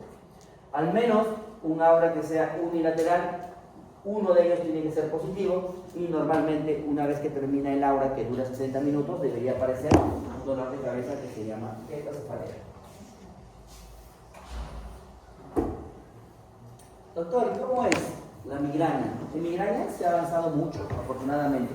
Al 2025 sabemos mucho más de lo que sabíamos hace 20 años. En los últimos años se ha avanzado mucho. Y se ha logrado determinar que la migraña tiene 4 fases, mira. Fase prodrómica, fase de aura, fase de dolor de cabeza y fase postdrómica. Lo dice Neptune en su artículo que te he mandado. Y el continuo, lo voy a hacer más resumido, te dice 3 fases. Premonitoria o prodrómica, cefalea, postdrómica o resolutiva. No te pone el aura. ¿Qué tienes que ver? Simple, que a diferencia de lo que se ha escuchado, de lo que has oído por ahí hablar a las personas que tienen migraña, que les dicen no comas chocolate, no comas pizza, ¿sí? Porque eso te va a generar tu dolor de cabeza. Las cosas ya fueron. ¿Qué hablan en la fase prodrómica? Cuando hablas de la fase prodrómica tiene que ver con el hipotálamo, tiene que ver, la mayoría de autores dicen que tiene que ver con el hipotálamo, ¿sí? Algunos dicen que tiene que ver con el tronco cerebral, con los núcleos del rafe medio, con el locus cerebris, pero básicamente la mayoría se pone de acuerdo y dicen que es hipotálamo. ¿Qué tiene que ver el hipotálamo? El hipotálamo tiene que ver con los famosos antojos. Ese antojo que tienes por comer chocolate, por comer pizza, es un síntoma de tu migraña. Los síntomas prodrómicos aparecen 24 a 48 horas antes del dolor de cabeza. O sea que la persona que ya tiene ganas de comer un chocolate, ya debe saber, debe reconocer que su dolor de cabeza va a empezar en 24 o 48 horas. ¿Y cuáles son esos? Dolor cervical, falta de concentración, antojos, irritación, ¿sí? Náuseas y vómitos, sensibilidad olfatoria, sensibilidad visual. En el último congreso que hicieron en el Perú acerca de migraña, el expositor, que era un argentino, dijo algo que me llamó mucho la atención. Dijo que las personas que sufren de migraña son personas sumamente especiales, que tienen un nivel sensitivo más alto que el de una persona normal. ¿Por qué? Porque dice que ellos pueden detectar cómo la luz les puede hacer daño, porque son fotosensibles, pues. Hay personas que la luz les genera un dolor de cabeza, que son fotosensibles, y que a diferencia de lo que tú pienses que deberíamos darle tratamiento, él dice que no deberían darle tratamiento. ¿Por qué? Porque si no su cuerpo se va a malograr y le va a volver a ser una persona especial, le va a volver una persona normal. Así dicen. Sí, no para que lean. Pero bueno. Entonces, en la fase prodrómica, recuerda, 24 a 48 horas, ¿sí? Fatiga, cansancio, irritabilidad, falta de concentración. Eso que te pasa cuando estás leyendo neurología, ese es un síntoma prodrómico de tu migraña, que tiene que ver mucho con el hipotálamo. ¿Sí? Listo. Luego aparece la famosa fase del aura. Mira, ¿qué sabemos de la fase del aura? Nuevamente, como toda neurología, hay una excitación, hay una despolarización neuronal con la liberación de neurotransmisores excitatorios. Llámese glutamato, llámese aspartato. Mira, una vez más, lo mismo que veías en SB. ¿Qué está pasando con estos? Básicamente van a estimular al receptor del N-metil de aspartato. Y en muchos estudios se ha visto que esto va de la mano con una disminución del magnesio.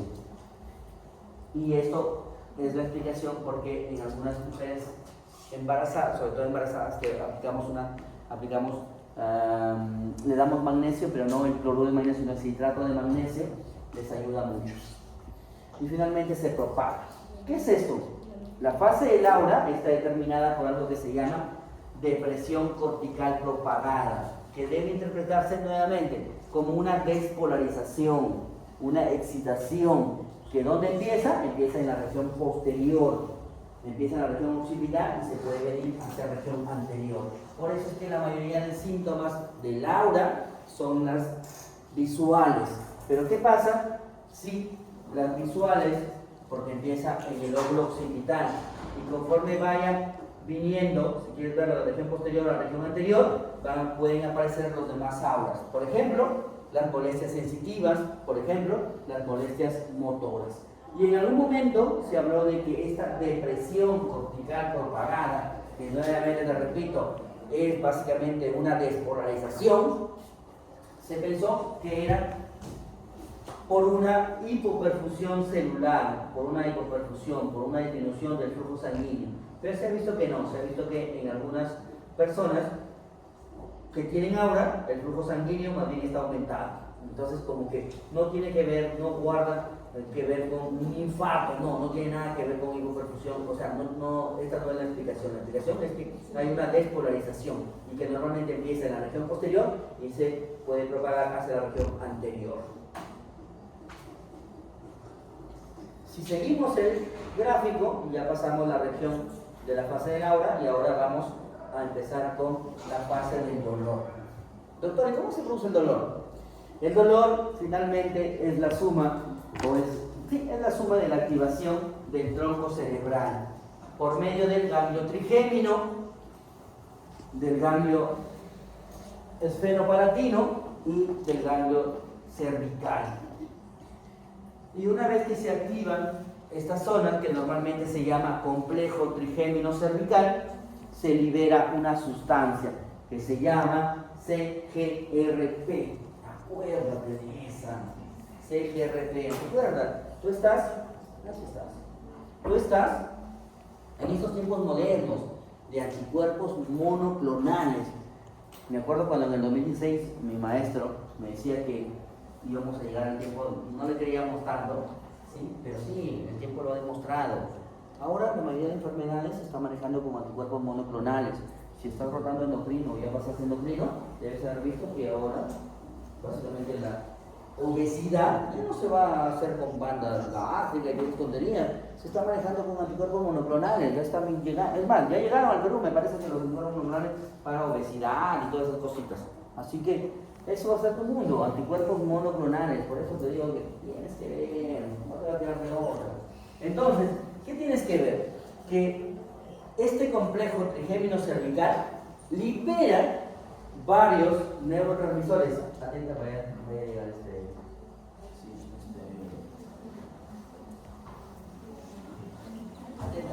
si llega de ahí no van a ver. Este complejo trigémino cervical va a liberar muchas sustancias. Mira, ahí está. CGRP, sustancia P, amilina, PACK, vaso BIP, y no sé qué más, Y de todos ellos, el más importante, te repito, es el CGRP. Han demostrado, por ejemplo, que esta sustancia que se llama CGRP, que es el péptido relacionado con el gen de la calcitonina, en personas sensibles les han puesto endovenoso y han despertado una crisis migrañosa. Por eso han demostrado que es el que más importancia tiene. Y este CGRP, ¿qué va a producir? Va a producir dos cositas a nivel de los vasos sanguíneos cerebrales o a nivel de los vasos meningios. Recuerda que la cabecita, lo que duele es las meninges. Entonces, en estos vasos va a producir dos cositas. Uno, va a producir una vasodilatación y va a producir un proceso inflamatorio. Una meningitis, pero una meningitis aséptica. ¿Sí? ¿Qué relación tiene?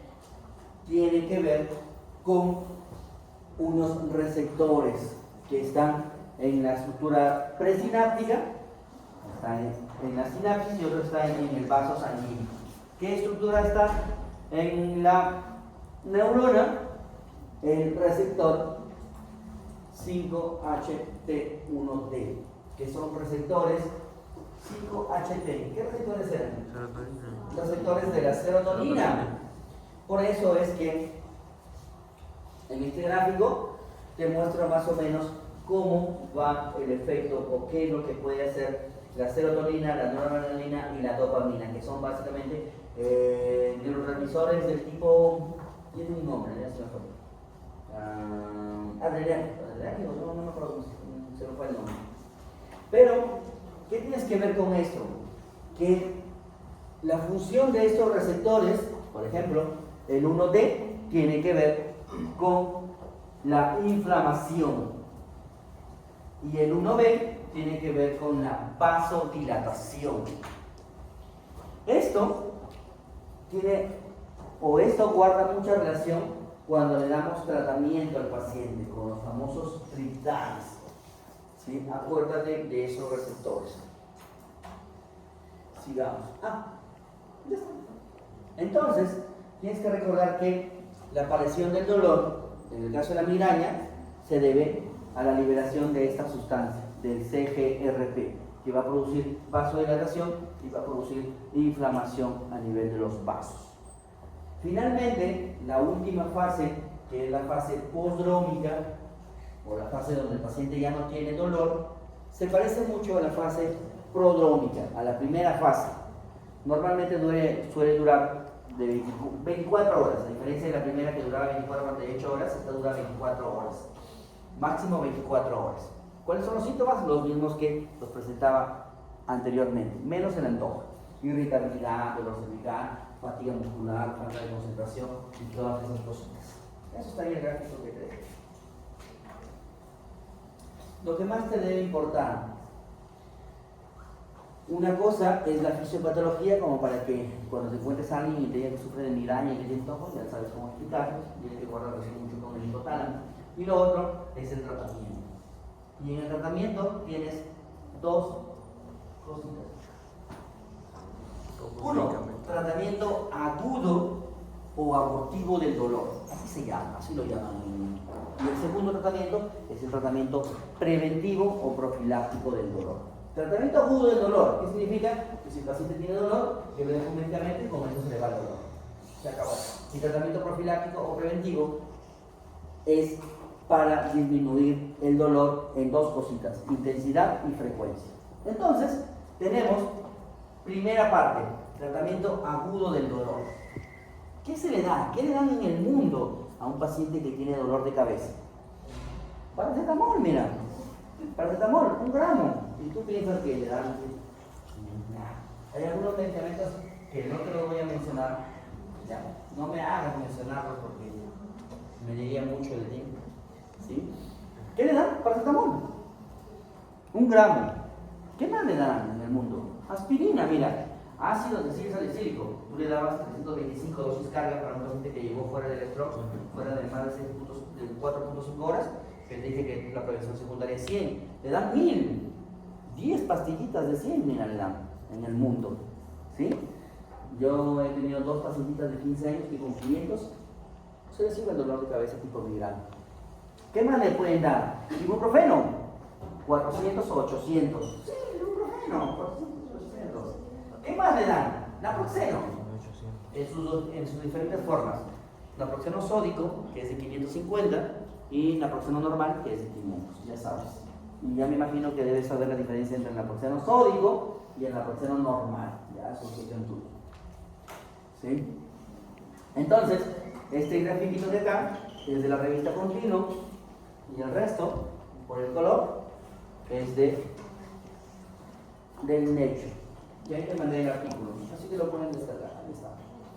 Y mira, no se diferencian.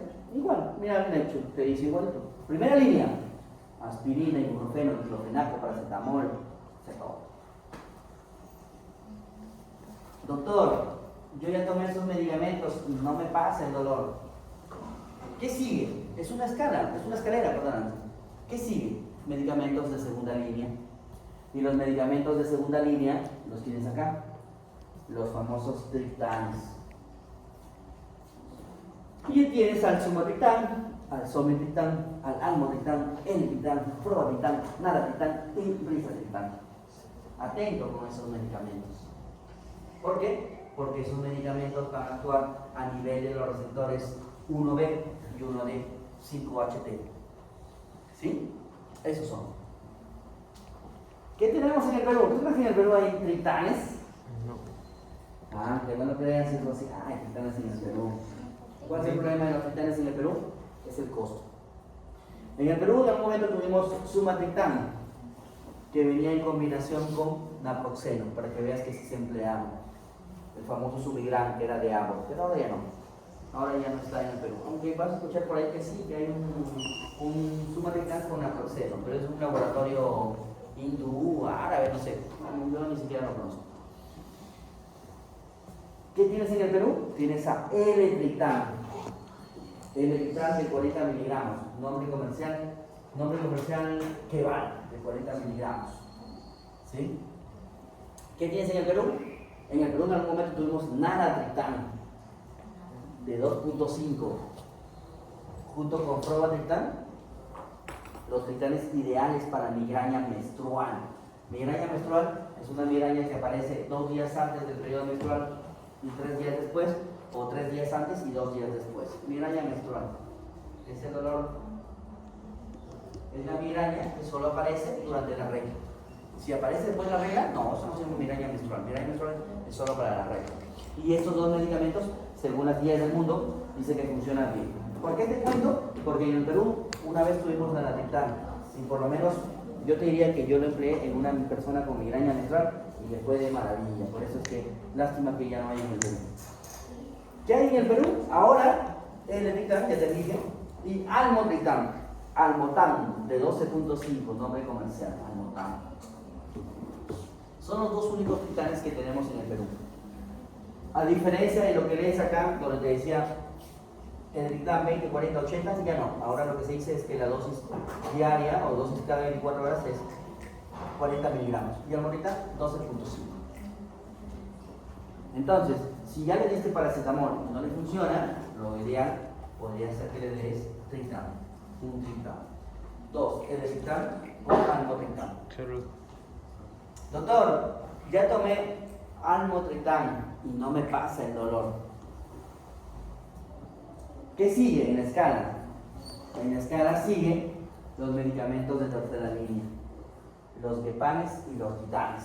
Es lo que hacen en el mundo. Por eso, de repente ahí tú estás esperando que yo te mencione, ¿sí?, algún medicamento que has escuchado por ahí. Ni siquiera te lo voy a mencionar porque no aparece en el mundo. De los Gepanes hay dos, Ubrogepam y Rimegepan. ¿Tú crees que esos medicamentos van a estar en el Perú? Sí, hay el Rimegepan, nombre comercial Nurtec, de 75 miligramos de Pfizer. ¿Cuál es el problema? Nuevamente, el costo. Mira, los triptanes, el Triptan creo que en una cajita que viene 2 medicamentos cuesta 38 soles más o menos. Y el Almotriptan, una cajita que viene en 4 tabletitas, cuesta 40 soles. O sea, más o menos cada tableta cuesta como 10 soles. ¿Sí? Y te venden por la cajita, 2 o 4. Y en Gepanes, el Rimegepan, ¿sí?, 120 y tantos soles creo que te cuesta una tableta. Pero son los medicamentos con los que se maneja en el mundo. Así es, cuando hables de migraña, tienes que hablar mínimo de Triptanes, mínimo de Gepanes. Lo que no hay en el Perú son Titanes, todavía no llegan las militanes. ¿Sí? Listo, doctor, ¿y con qué tiene que ver el Rimegepan? El Rimegepan, ¿sí?, que está en la tercera línea, tiene que ver con el CGRP. No te olvides. Y a diferencia del resto de medicamentos, el Rimegepan lo puedes dar para el tratamiento agudo o abortivo del dolor, tratamiento profiláctico o preventivo del dolor. O sea, sirve para los dos. Este es Rimegepan. Pero a diferencia del resto de medicamentos que se dan todos los días, este se da interdiario, o sea, 15 tabletas al mes. Mira, y así es como más o menos en el mundo manejan a una paciente o a un paciente con migraña. ¿Qué tienes que saber? Que la migraña es una enfermedad hereditaria que no tiene cura, que solo se controla. Que es más común en mujeres, porque cada 3 mujeres, un hombrecito tiene migraña, y de 10 personas que tienen migraña, de 10, 7, ya te he dicho, las heredan. Papá, mamá, tíos, primos, alguien de la familia. Y 3, como que les tocó la migraña, mala suerte. ¿Sí? Que son los factores genéticos. Listo, terminamos estos 3. Acá, en el cuadrito de la revista Continuum, que te decía paracetamol, aspirina, y luego mira, Triptanes. Y luego por ahí ves un nombre que ya te suena, Tú dices, doctor, una vez me dejaron ergotamina en Ergonex. Yo no lo leo. Lo que leo ahí es que dice dihidroergotamina, y si lees ahí muy bien, dice spray nasal. Así es, spray nasal. Luego dice dihidroergotamina endovenoso, intramuscular o subcutáneo. ¿Sí? Y ahí vamos a hacer un punto. ¿Qué dice en el mundo acerca de este medicamento? Literal, dicen así, que si tú estás en la punta del cerro, en un país pobre, mísero, ¿sí?, donde no hay otra cosa más que darte, te debería dar dihidroergotamina. Pero si tú estás en una ciudad fructífera como en Chiclayo, que hay tritanes, que hay guepanes, es mejor que elijas un tritán y un guepán por encima de una ergotamina. Por eso es que, si tú me preguntas, yo no te voy a dejar esas cosas.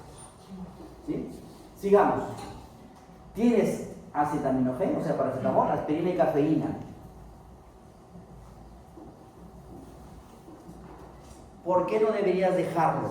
¿Por qué no le deberías indicar a un paciente? ¿Sí? Aspirina, cafeína y ergotamina, que es la que tenemos nosotros. Es porque hay un nuevo dolor de cabeza, se llama cefalea por abuso de medicamentos. ¿Qué medicamento se ha involucrado en esto? La cafeína. Entonces la cafeína es la sustancia que más se relaciona con la cefalea por abuso de medicamentos. Doctor, ¿cómo es eso de la cefalea por abuso de medicamentos? Te voy a dar un ejemplo. Llega a la consulta un paciente de 65 años.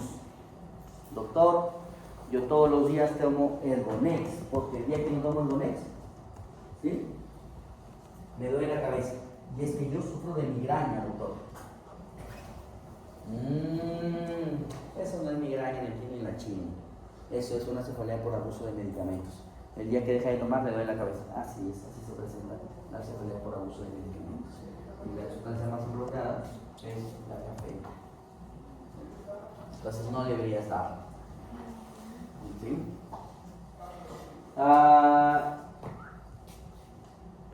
Vamos a pasar a tramadol. Doctor, la vez pasada acompañé a mi amiga, a mi vecina, a mi novia, a mi prima a la emergencia porque tenía dolor de cabeza, ¿sí? Y en el hospital le pusieron su ampolla de tramadol subcutáneo.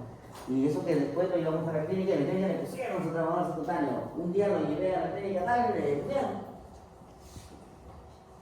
El tramadol, recuerda, hijo, el tramadol es un opioide. Y los opioides están proscritos, están contraindicados en cefalea, no se debería dar, never, nunca. ¿Sí? ¿Tú tienes algo en español? Simple, ponte a leer acerca de la guía de la Sociedad Española de Neurología, te dice que los opioides no se deberían dar. ¿Por qué? Porque los opioides generan adicción, ¿sí? Por eso no se debería dar. No le deberías dar opioides a una cefalea, never, nunca. Por último, cuando vas a las emergencias en los hospitales, sí, pues, a las emergencias hospitales o cualquier clínica, te van a dar tramadol. No sé por qué lo hacen, pero créeme que a la larga te están haciendo un daño. Te están haciendo un daño. O le hacen un daño al paciente. Si tú no has visto una adicción por tramadol, es horrible. El paciente se tira al piso hasta que le pongas y se va a fundar. Entonces no se debería dar. No lo hagas. ¿Sí? Entonces, ahí tienes, mira, más o menos cómo se maneja. Cómo se da el tratamiento para las crisis agudas. Paracetamol, ibuprofeno, naproxeno, betablacol, diclofenac, cortisona,